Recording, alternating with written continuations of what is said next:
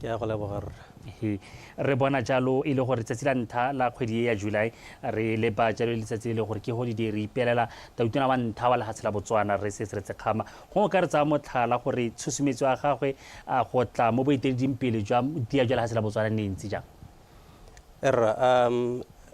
ga ke simola gongwe ke tlhalose gore ke tla irisa teme ya sekgowa le ya Setswana ke tla ya ka go dikopa-kopang ga go semola torre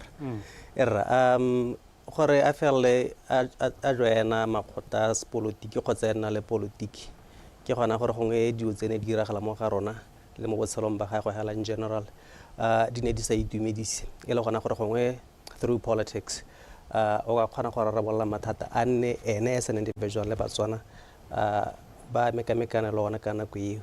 So politics to him really would present an opportunity for him to serve his people, given his training as a lawyer. So he would understand politics, he would understand issues of formulating laws which would better the lot of the lives of the citizens. All right, re simolla jalo e le gore ke nta utira wa ntha e le gore re tswa mo le hatsele le gore le ntse le tla le biswa ke magosi re tsena jalo mo puseng e ntšha e leng gore ke ya politiki ka tsela ntseng jalo kana ke ya se politiki ta real puso ya batho ka batho ga ke itse gore di phetogo gone ha ne ya nna jang le gone gore o nna moetedi pele wa ntha e leng gore le hatsele ba go go ela lo tautona re ta jalo ka tsa se politiki nne ga nna ja re tswa from the traditional way of doing things re tsena jalo mo re ka re ke democracy.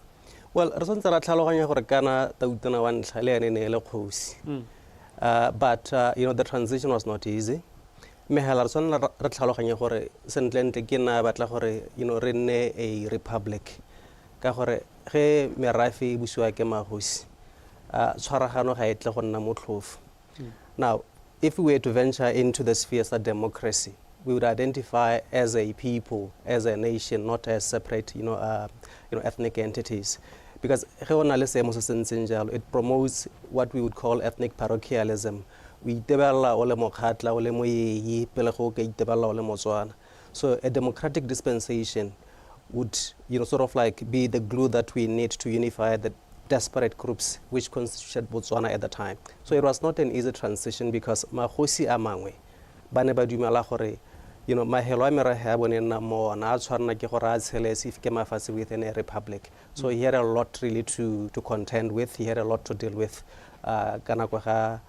when he assumed the presidency in 1966. So it was not a smooth and easy transition. But because of his political acumen, because of his legal training, he was able to navigate, to handle around these obstacles with a lot of aplomb.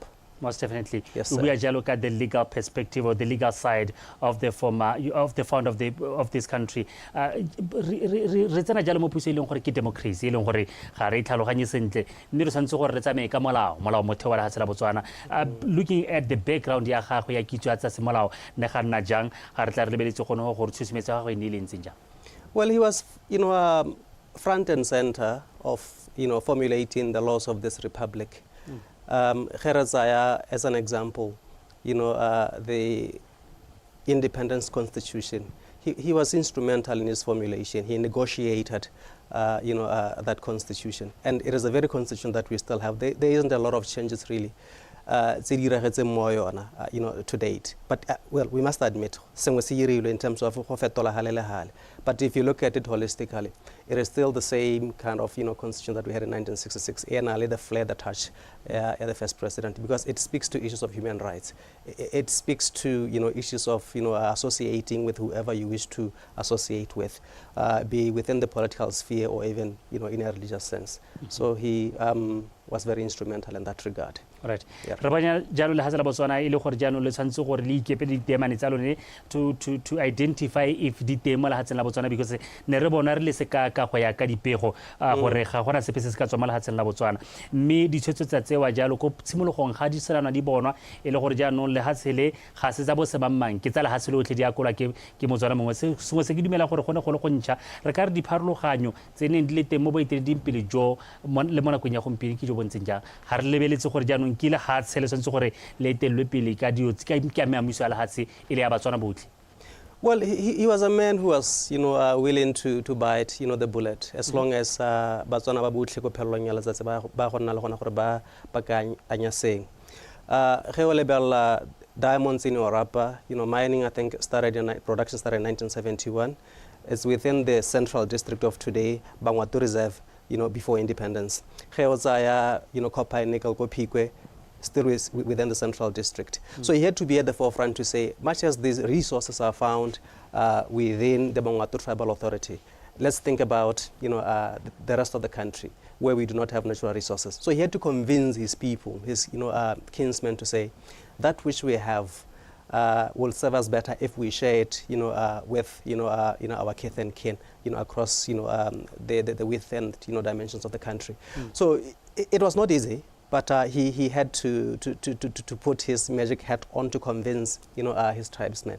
So it has sort of like taught us a lesson as Botswana moving forward. Whatever resources you have, if you come from the northwest, it's tourism. So what comes from tourism should not benefit just the people within that particular locality, but everybody else in the country. So I think we are likely to see that approach in as far as the distribution of resources is concerned.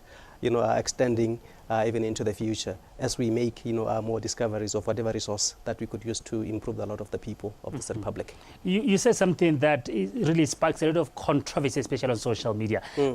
Some resources come from certain areas, but they are not developing such areas. And you say this sentiment we should share equally.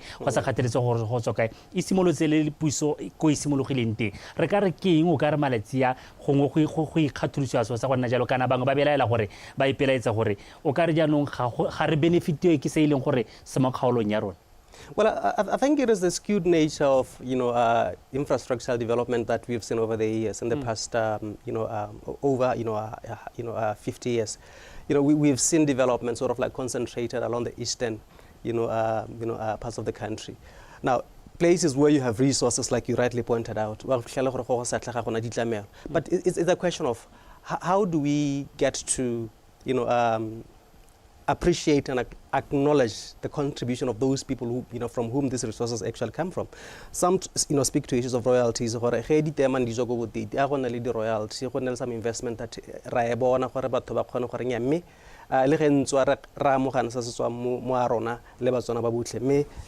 that which specifically benefits us is actually here, is tangible, we can actually point to it. So it's a question of maybe rethinking the development model, if businesses are setting up in certain territories, mining enterprises, tourism enterprises, a fraction of the their profits should be invested in the citizens.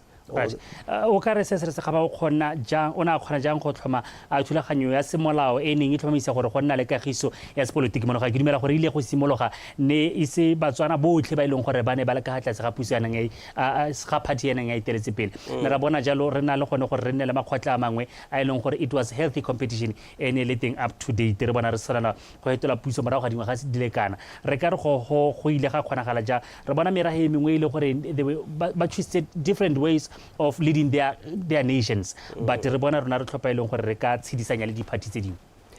Well, what he said was he was not averse to having a responsible opposition in place, and therefore, if you take the radical BPP of the time, Botswana People's Party of the time, led by Borre Matante and others, it was very radical, but he was tolerant to diverse views, because in his worldview, having a diversity of opinions within the political sphere would enrich our democracy. So they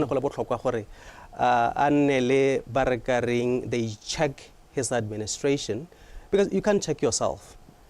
I mean, within the BDP, people would not be overly critical of their leader. But if you had a vibrant opposition in the mode of the BPP, the BENF, and to some extent the lone voice in the BIP, led by Mozama Mpo at the time.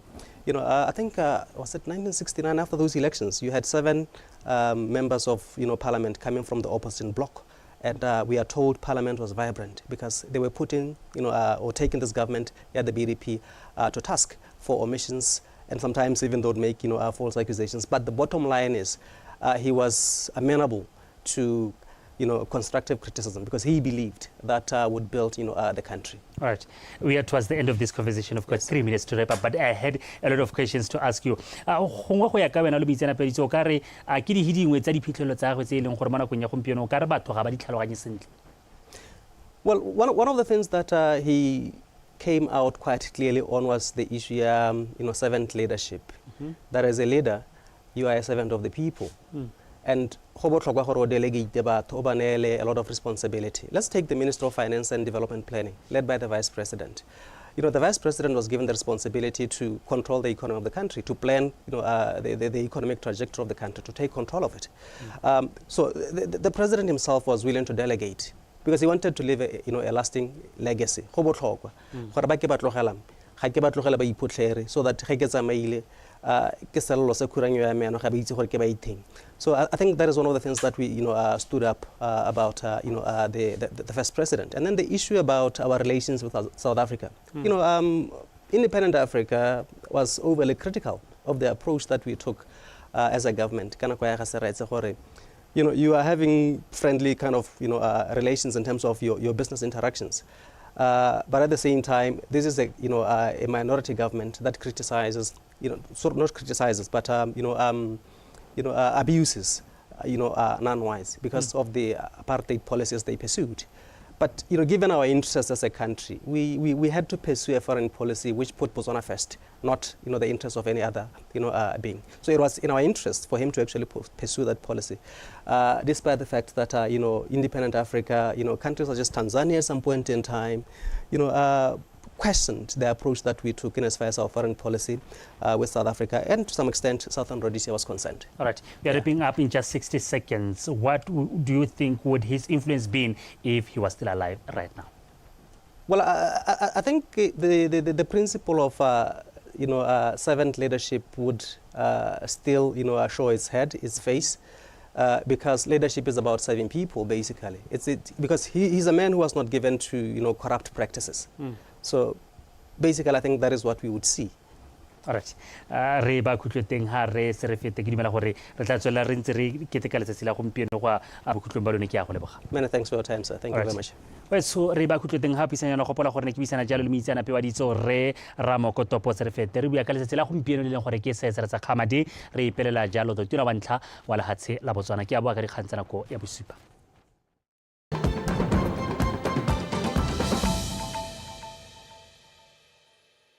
The reality is that Botswana has been struggling with productivity and competitive challenges for the past years.